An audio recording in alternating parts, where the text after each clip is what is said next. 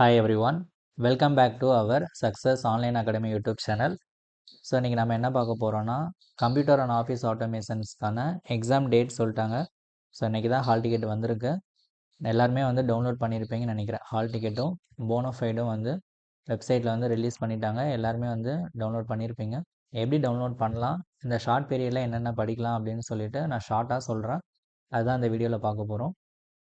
June 14 வந்து உங்களுக்கு theory எக்ஸாம்ஸும், June 15ல் இருந்து ப்ராக்டிக்கல் எக்ஸாம்ஸும் வந்து சொல்லியிருக்காங்க. தியரி எக்ஸாம்ஸ் அன்றைக்கே வந்து நீங்கள் ரெக்கார்ட் நோட் வந்து சைன் வாங்குற மாதிரி இருக்கும். தியரி எக்ஸாம்ஸ் அன்றைக்கி நீங்கள் ஹால் டிக்கெட்டும் ரெக்கார்ட் நோட்டும் வந்து கொண்டு போகிற மாதிரி இருக்கும். கொண்டு போய் நீங்கள் வந்து சைன் வாங்கிக்கலாம். ஜூன் 15 பார்த்தீங்கன்னா ப்ராக்டிக்கல் எக்ஸாம்ஸ் இருக்குது. மேபி அன்றைக்கி குரூப் 1 எக்ஸாம்ஸ் இருக்குது அப்படின்னா நீங்கள் வந்து ஜூன் 14 அன்றைக்கி இன்ஃபார்ம் பண்ணிட்டீங்கன்னா மேபி உங்களுக்கு ஜூன் 16 ப்ராக்டிக்கல் எக்ஸாம்ஸ் கண்டக்ட் பண்ணுறதுக்கு வாய்ப்பு அதிகமாக இருக்குது. ஸோ அதனால் இதை மட்டும் நீங்கள் எக்ஸாம் சென்டர் வந்து கேட்டு பாருங்கள்.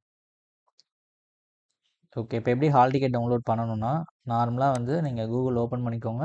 ஓப்பன் பண்ணிட்டு இல்லை டோட்டன் மட்டும் டைப் பண்ணிங்கன்னா ஃபஸ்ட்டு வெப்சைட்டே வந்து ஹால் டிக்கெட் டவுன்லோட் பண்ணுற வெப்சைட் தான் வரும். ஜஸ்ட்டு கிளிக் பண்ணிக்கோங்க. கிளிக் பண்ணிவிட்டு இந்த ரெட் கலரில் இருக்கிற computer and office automation candidate login click பண்ணிக்கோங்க. உங்களோட யூசர் ஐடி பாஸ்வேர்ட் கொடுத்துட்டு லாகின் கொடுங்க. கொடுத்ததுக்கப்புறம் கிளிக் டு ப்ரொசீட் கொடுத்துருங்க. கொடுத்ததும் பார்த்தீங்கன்னா உங்களுக்கு இங்கேயே வந்து ஓப்பன் ஆகும். Computer and office automations hall ticket டவுன்லோடுன்னு இருக்கும். ஜஸ்ட்டு கிளிக் பண்ணிக்கோங்க. இதிலே வந்து உங்களுக்கு தியரி எக்ஸாம்ஸ் டைமிங் எல்லாமே கொடுத்துருப்பாங்க. ப்ராக்டிக்கல் எக்ஸாம்ஸ் வந்து கொடுத்துருப்பாங்க. நான் சொன்ன மாதிரி நீங்கள் இன்ஃபார்ம் பண்ணிட்டீங்கன்னா 14 இன்ஃபார்ம் பண்ணிட்டீங்கன்னா உங்களுக்கு 16 வந்து எக்ஸாம்ஸ் கண்டக்ட் பண்ணுறதுக்கு வாய்ப்பு அதிகமாக இருக்குது. இது ஆல்ரெடி சொன்ன மாதிரி எக்ஸாம் சென்டர் வந்து முடிவு பண்ணுறது தான். மேலே இருக்கு இல்லையா, இதான் உங்களோட எக்ஸாம் சென்டர்.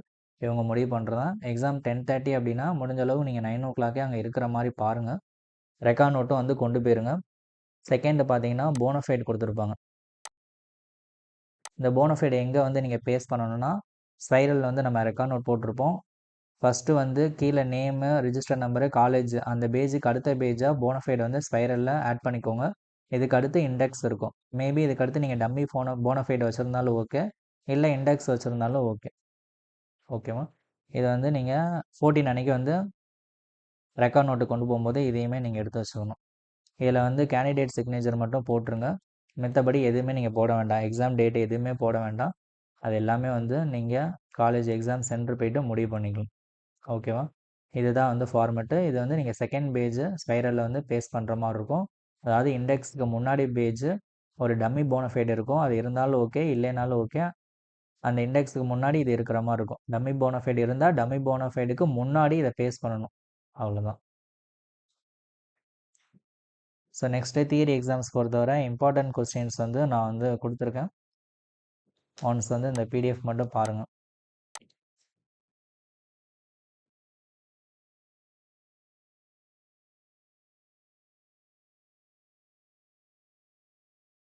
ஸோ இது வரைக்கும் நீங்கள் எஸ்சிஒய் ஓரளவு படிச்சிருப்பீங்கன்னு நினைக்கிறேன். ஒருவேளை நீங்கள் படிக்கவே இல்லை அப்படின்னா ஃபஸ்ட்டு நீங்கள் 5 மார்க் இம்பார்ட்டன்ஸ் கொடுங்க. ஃபஸ்ட் யூனிட் பொறுத்தவரை நான் கொடுத்துருக்கிற 5 மார்க்லாம் ஒன்ஸ் வந்து நல்லா பாருங்கள். செகண்ட் யூனிட்டும் 5 மார்க் கொடுத்துருக்கேன். தேர்ட் யூனிட்டுக்கும் இம்பார்ட்டன்ட் 5 மார்க் மட்டும் கொடுத்துருக்கேன். 4th, 5th, 6th, 7th இதை மட்டும் நல்லா பார்த்துட்டு போங்க. அதுலேயுமே அவங்க வந்து அந்த ஹைலைட் பண்ணதை இன்னும் நல்லா பார்த்துட்டு போங்க. ப்ராக்டிக்கல் எக்ஸாம்ஸ்க்கு ஒரு சில டாபிக் வந்து கொடுத்துருக்கேன். நீங்கள் எதுவுமே பார்க்கல அப்படின்னா இதை மட்டுமாவது நல்லா வந்து பார்த்துட்டு போங்க. ஓகேவா? இதோட பிடிஎஃபை நம்ம டெலகிராம் குரூப்பில் ஆட் பண்ணுறேன்.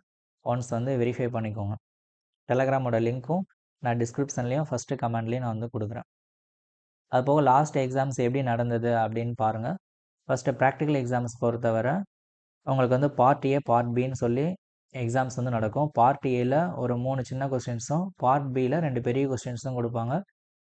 ஓகேவா? இப்போ லாஸ்ட் எக்ஸாமில் கேட்டது தான். எப்படி ஒரு ஃபோல்டரை க்ரியேட் பண்ணுறது, எப்படி ஒரு டெஸ்க்டாப்பில் வந்து ஷார்ட்கட் கீ க்ரியேட் பண்ணுறது அப்படின்னு கொடுத்துருப்பாங்க. அப்புறம் ஓப்பன் ஆஃபீஸ் கால்குல ஒரு கொஸ்டின்ஸும் கேட்டிருக்காங்க.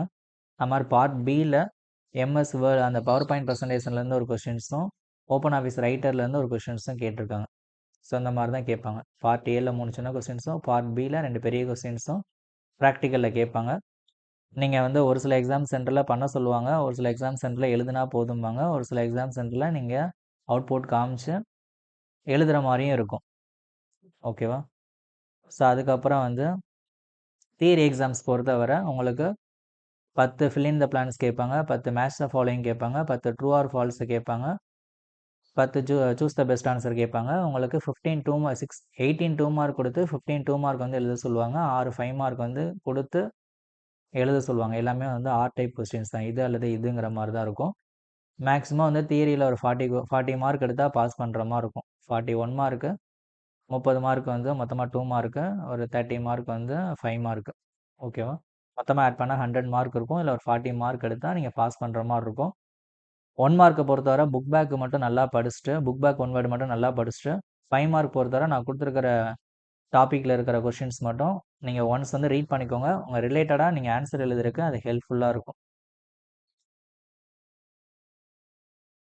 அது மாதிரி நீங்கள் ப்ராக்டிக்கலை பொறுத்தவரை நம்ம ரெக்கார்ட் நோட்டில் எழுதியிருப்போம். அந்த 34 எக்ஸ்பெரிமெண்ட்டு இதில் இருக்கிறத மட்டும் ஒன்ஸ் வந்து செஞ்சு பார்த்துருங்க. அது மாதிரி தியரி எக்ஸாம்ஸ் பொறுத்தவரை அந்த புக்கு ஒன்று இருக்குது.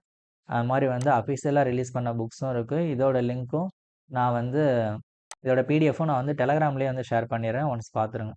நான் அனுப்பிச்ச 5 மார்க்கோட ஆன்சரும் இந்த பிடிஎஃப்பில் இருக்கும். ஒன்ஸ் வந்து பாருங்கள். வேறு ஏதாவது டவுட்னா எனக்கு வந்து கமெண்ட் பண்ணுங்கள். நான் வந்து உங்களுக்கு நெக்ஸ்ட் வீடியோவில் வந்து அதை பற்றி டிஸ்கஸ் பண்ணலாம். ஸோ எக்ஸாம்ஸ் நல்லா பண்ணுங்கள். தேங்க்யூ.